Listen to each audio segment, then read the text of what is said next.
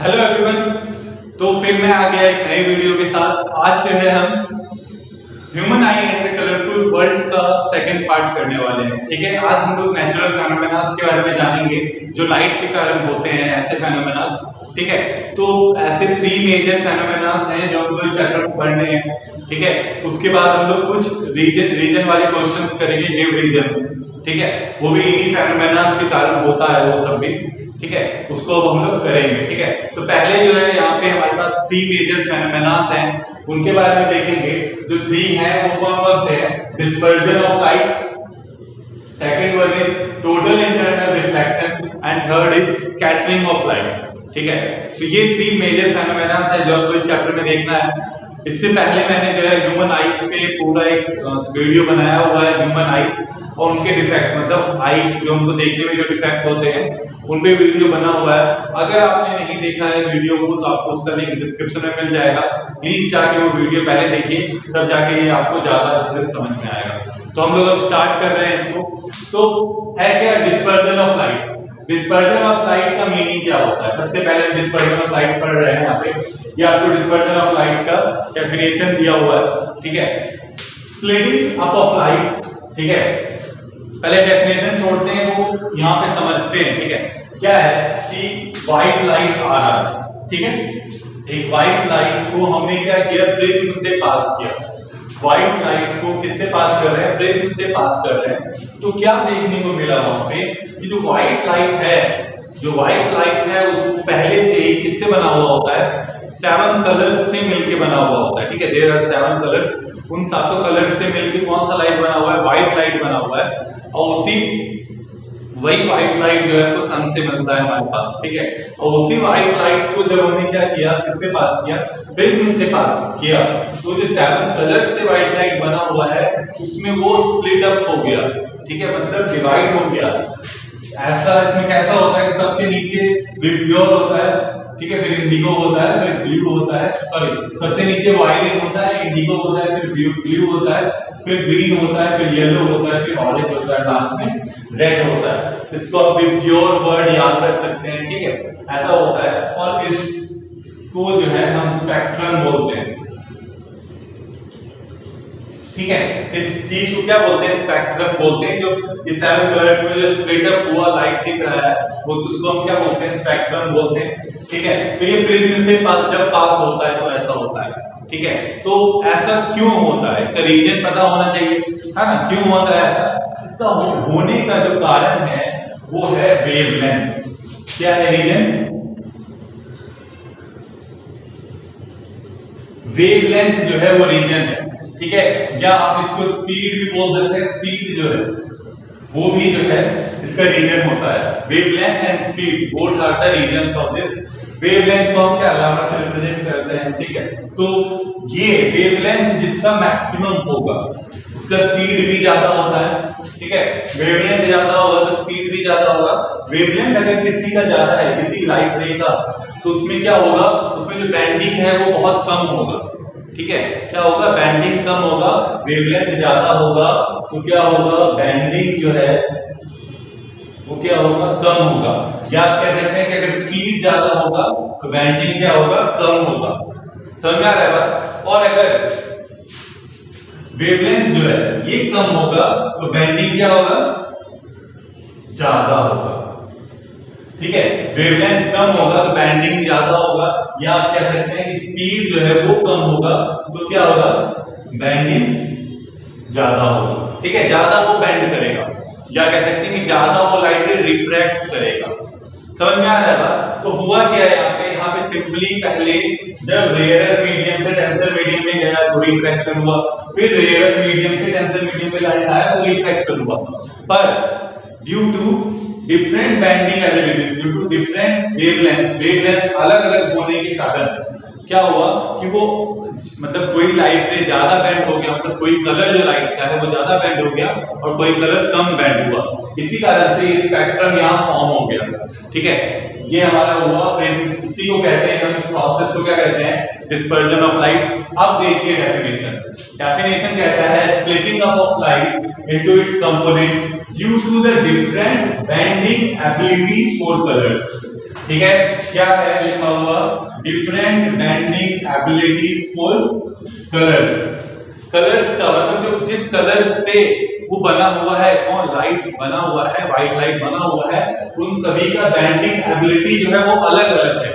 Different bending ability के कारण जो यहाँ पे हो रहा है, क्या हो रहा है कि वो स्प्लिट अप हो जा रहा है, splitting up of light into its component, उसके कंपोनेंट में टूट जाना। क्यों टूटना, क्योंकि उनका बेंडिंग एबिलिटी, जो कंपोनेंट है, जो कलर्स हैं, उनका बेंडिंग एबिलिटी जो है वो डिफरेंट है, इस कारण से टूट जाते हैं। ठीक है, और कब होता है ऐसा, when they pass through prism से, प्रिज्म से जब वो पास होंगे तब जाके ऐसा होगा। और इस प्रोसेस को हम क्या बोलेंगे, डिस्पर्जन ऑफ लाइट। इस प्रोसेस को हम डिस्पर्जन ऑफ लाइट बोलेंगे। ठीक है, तो बस इतना सा ही डिस्पर्जन ऑफ लाइट आपको समझ में आ रहा होगा, अच्छे से समझिए। ठीक है, कुछ नहीं है, ज्यादा कुछ नहीं है। ठीक है, एनसीईआरटी बुक में या किसी बुक में थोड़ा सा अच्छे से ज्यादा एक्सप्लेन किया हुआ है, तो मैंने ये कोशिश की है कि बस उस टॉपिक को इन शॉर्ट आपको समझा दिया जाए। ठीक है, एकदम अच्छे से समझा दिया जाए, एकदम शॉर्ट तरीके से। तो बस यही है। इसके बाद एक और इफेक्ट है, अच्छा उस पे जाने से पहले ये जो आपका डिस्पर्जन ऑफ लाइट है, ये भी सबसे पहले जो है सर इसैक न्यूटन ने डिस्कस किया, क्या कहते हैं, एक्सपेरिमेंट किया था ये। ठीक है, सर इसैक न्यूटन ने सबसे पहले ये एक्सपेरिमेंट किया था। ठीक है, और उन्होंने दूसरा एक और एक्सपेरिमेंट किया था, उसको न्यूटन्स डबल प्रिज्म इफेक्ट बोलते हैं, न्यूटन डबल प्रिज्म इफेक्ट। उसमें उन्होंने देखा क्या कि ये फेनोमेना को रिवर्स भी किया जा सकता है। क्या किया जा सकता है, रिवर्स किया जा सकता है इस फेनोमेना को। ठीक है, कैसे, तो उन्होंने एक प्रिज्म लिया और अपोजिट में, ठीक है, अपसाइड डाउन एक और प्रिज्म उसके बगल में लगा दिया। तो अब अगर जरा इसको आप देखने से पहले अगर इसको देखें तो इस टाइप का शेप ले रहा है पूरा, अगर हम इसको चिपका दें तो ऐसा दिख रहा है। ये किस फॉर्म में आ गया, चैप्टर अगर आपने light and reflection and refraction पढ़ा होगा, उसका भी आपको लिंक मिल जाएगा डिस्क्रिप्शन में। अगर वो आपने पढ़ा होगा तो आपको पता होगा ये क्या है, ये ग्लास लैब है। और ग्लास लैब में ऐसा तो कुछ होता नहीं था, क्या होता था, सिंपली लाइट जो है जाता था, रिफ्रैक्ट होता था और फिर रिफ्रैक्ट होता था, यही होता था लाइट के साथ, है ना। ग्लास लैब में वही चीज देखिए यहाँ हो रहा है। हुआ क्या कि जब ये लाइट से गया, पहले प्रिज्म से जब वो पास हुआ तो स्प्लिट अप हो गया, और जब दूसरा प्रिज्म जो कि अपसाइडेड डाउन था, उससे जब लाइट गया तो वो वापस किसमें, एक सिंगल लाइट में चेंज हो गया। ये कौन सा लाइट था, ये व्हाइट लाइट था। ठीक है, ये आपका क्या है, ये स्पेक्ट्रम फॉर्मेशन हुआ था, और फिर किसमें चेंज हो गया, ये फिर व्हाइट लाइट में चेंज हो गया। ठीक है, ये व्हाइट लाइट था, स्पेक्ट्रम फॉर्मेशन हुआ, और फिर किसमें चेंज हो गया, व्हाइट लाइट में हो गया, जब हम दो प्रिज्म, एक प्रिज्म सीधा दूसरा उल्टा जब लिए तो। ठीक है, तो यही था हमारा डिस्पर्जन ऑफ लाइट। ठीक है, आई होप आपको समझ में आ रहा होगा। ठीक है, समझ में नहीं आ रहा है तो प्लीज कमेंट कीजिए। ठीक है, मैं जरूर आपको अच्छी तरीके से नेक्स्ट वीडियो में समझाने की कोशिश करूंगा। इसके बाद जो है अब हमारा सेकंड टॉपिक है टोटल इंटरनल रिफ्लेक्शन। उस पे अब हम लोग जो है टोटल इंटरनल रिफ्लेक्शन करने वाले हैं। नेक्स्ट टॉपिक है हमारा टोटल इंटरनल रिफ्लेक्शन। यहाँ पे देखिए क्या है कि इस यहाँ पे डेफिनेशन लिखा है, कंडीशन लिखा है, दो चीजें लिखी हैं। इसके पहले थोड़ा सा हम लोग तो क्या करते हैं, हमारा रिफ्लेक्शन वाला कॉन्सेप्ट याद करते हैं। उसमें क्या होता था, उसमें होता है कि जब लाइट रे डेंसर टू रेयर मीडियम जाता है तो क्या होता है, it bends away from normal. ये बात अगर आपको याद है तो तभी ये होगा, क्योंकि टोटल इंटरनल रिफ्लेक्शन में क्या है कि लाइट जो है वो denser medium to rare medium travel करता है। पहला इसको ये हमेशा याद रखना है कि टोटल इंटरनल रिफ्लेक्शन तभी होगा, कब होगा, जब लाइट डेंसर टू रेयर जाएगा। और अब ये होता क्या है, होता क्या है उसके लिए कुछ चीजें समझनी होंगी। जैसे कि मान लीजिए हम एक मीडियम ले लेते हैं, ये हो गया एयर, ये हो गया वाटर। ठीक है, ये वाटर है हमारा एक डेंसर मीडियम, और एयर क्या है, रेयर मीडियम है। तो इससे मान लीजिए लाइट रे जा रहा है, लाइट रे जाएगा तो क्या होगा, डेंसर टू रेयर जा रहा है तो it will bend away from normal. तो यहाँ पे हम नॉर्मल ड्रॉ कर देते हैं, तो क्या होगा, बेंड अवे फ्रॉम नॉर्मल होगा ऐसा। तो क्या हुआ कि यहाँ पे एंगल आई था एक, उसके कोरस्पॉन्डिंग यहाँ एक एंगल आ रहा है। ठीक है, अब अगर हम इस एंगल आई को बढ़ा दें तो अगर हम यहाँ पे इस एंगल आई को बड़ा कर दिए, ठीक है, इतना बड़ा कर दिए, तो अब ये थोड़ा सा और ज्यादा बैंड होगा, ये क्या होगा, ये थोड़ा सा ज्यादा बैंड होगा। अगर हम फिर से बढ़ा दें तो एंगल आई को हम और बढ़ा दें, ठीक है, अब बढ़ा दिए तो और ज्यादा बैंड होगा ना। यहाँ पहले ये आर था, ये अब ये आर हो गया, अब ये आर हो गया, ऐसा होगा, है ना। अब मान लीजिए और बढ़ा दिया अगर हमको, हम क्या कर रहे हैं, एंगल आई को और बड़ा कर दें तो क्या होगा, अब कहाँ चले जाएगा, या किसी सरफेस पे लाइट ट्रेवल करने लगेगा, है ना। मतलब आर कितना हो गया हमारा यहाँ पे 90 डिग्री हो गया। समझ बात आ रहा है। तो यहाँ देखिए क्या हो रहा है कि लाइट रे जो है यहाँ पे क्या हो रहा है, बैंड हो गया सरफेस पे, यानी आर 90 डिग्री हो गया। और इस एंगल को हम क्या बोलते हैं, क्रिटिकल एंगल बोलते हैं। क्या बोलते हैं, क्रिटिकल एंगल। क्रिटिकल एंगल का डेफिनेशन है, वो पूछे तो critical angle is the angle of incident, sorry, critical angle is an incidence angle corresponding to which the refracted angle is 90 degree, ठीक है, या refracted angle is right angle. तो वो उस एंगल को हम क्या बोलते हैं, क्रिटिकल एंगल बोलते हैं। याद रखना है बिल्कुल कि critical angle is the angle of incidence corresponding to which the refracted angle is right angle, ठीक है। अब क्या है आगे, अब मान लीजिए कि हम और बढ़ा दें अगर तो क्या होगा, अगर हम यहाँ पे इंसिडेंट एंगल को क्रिटिकल एंगल से ज्यादा कर दें तो ये क्या उस मीडियम में नहीं, ये रिफ्लेक्ट हो जाएगा, इतना ज्यादा तो नहीं होगा, लेकिन ये क्या होगा, ये रिफ्लेक्ट हो जाएगा उसी मीडियम में, है ना। यहाँ पे हम क्या किए, क्रिटिकल एंगल को बढ़ा दिए तो क्या हुआ, वो जो लाइट रे है वो उसी मीडियम में क्या हो गया, रिफ्लेक्ट हो गया। रिफ्रैक्शन होने के बदले यहाँ रिफ्लेक्शन हो गया। क्यों, क्योंकि अब आपका जो आर है वो 90 से बड़ा होगा ना, बढ़ेगा तो वहां बढ़ जाएगा, वो उसी मीडियम में चले जाएगा। तो इसी प्रोसेस को हम क्या बोलते हैं, टोटल इंटरनल रिफ्लेक्शन बोलते हैं। चलिए अब डेफिनेशन देखते हैं।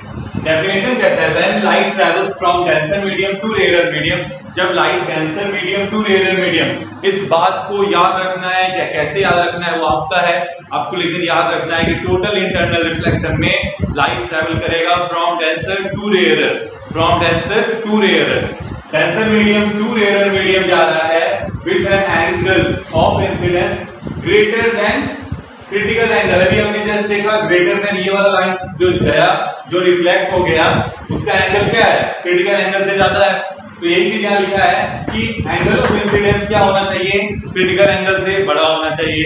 इसके बाद कहता है कि इंस्टेड ऑफ रिवर्टिंग आउट, बाहर आने के बदले वो क्या हो रहा है, goes back into the same medium, वो उल्टा उसी मीडियम में चला जा रहा है वापस, है ना। वो बाहर आने के बदले वो रिफ्लेक्ट हो जा रहा है, उसी मीडियम में चले जा रहा है। And this is known as total internal reflection, this is known as total internal reflection. कितना इजी है ना, बहुत ही सिंपल है। इसके बाद हमारे पास कंडीशंस, दो कंडीशंस हैं, एग्जाम में कभी कभी पूछा जाता है, what are the conditions necessary for total internal reflection. Total internal reflection के होने के लिए कौन कौन से कंडीशन जरूरी है, तो ये दोनों यहाँ पे भी लिखे हुए हैं, पर अलग से हमारे पास दो है। क्या है कि light should travel from denser to rarer, light का जो पहला जो सबसे इंपॉर्टेंट कंडीशन है वो डेंसर टू रेयर होना चाहिए, और incident angle should be greater than, ये ग्रेटर देन का सिंबल है क्रिटिकल एंगल, क्रिटिकल एंगल से ग्रेटर देन होना चाहिए। क्रिटिकल एंगल का डेफिनेशन भी बता चुके हैं, critical angle is the angle of incidence corresponding to which refracted angle is 90 degree. कितना सिंपल है ना।